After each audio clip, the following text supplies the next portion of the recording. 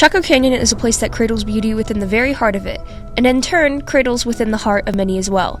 For the people that live in the area, Chaco is more than just an area of brimming resources to be used. It's a sacred place. Each and every landmark tells a story, and the head ranger and supervisor of the Interpretation Division, Nathan Hatfield, wants that story to be told.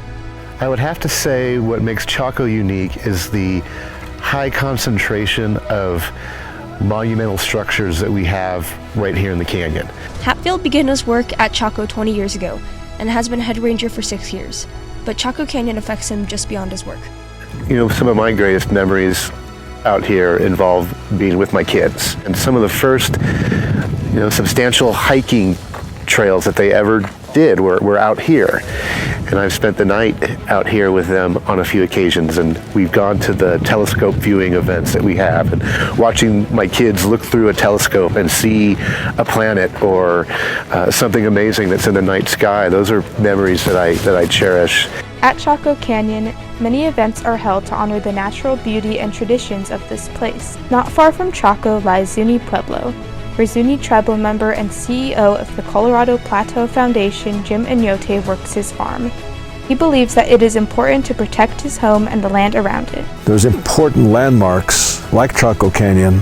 Protecting them and preserving them is important because those remind us about why we are the way we are. Sometimes we wonder, why does Grandma talk about those kind of things? Why does our uncle talk about this kind of stuff? It's things that they learned a long time ago, right? And they became shaped by whatever it is in their life. And so monuments, Chaco Canyon, places like that are references for us. It's like my ancestors used to live there. The natives of Zuni Pueblo have made huge sacrifices and contributions to protect their land as well as Chaco and other monuments. Enote has made efforts to keep his people's insight in the light even when other voices try to drown them out. According to Enote, people overlook Native people's contributions, thoughts, and everything they do for these spaces. So young Native people now are doing their research. They take geology classes, geomorphology classes, stratigraphy classes, all those kind of things, and they're smart. There are some young Native people with the power of a million new ideas, and they're serious and they're capable. And now they are going to meetings and saying, this shouldn't be this way. That drilling, that milling of uranium, those coal-fired power plants, those coal mines, is going to affect our water. And once our water is contaminated and damaged, what are we going to do? There's going to be some changes with extractive energy on the plateau, and the next generation of Native peoples is going to make a big difference. And they're going to be much more influential than I was when I was that age.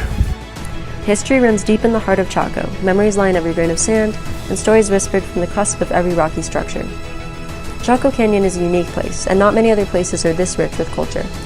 Enote believes that if the world loses Chaco, it loses much more than just a place.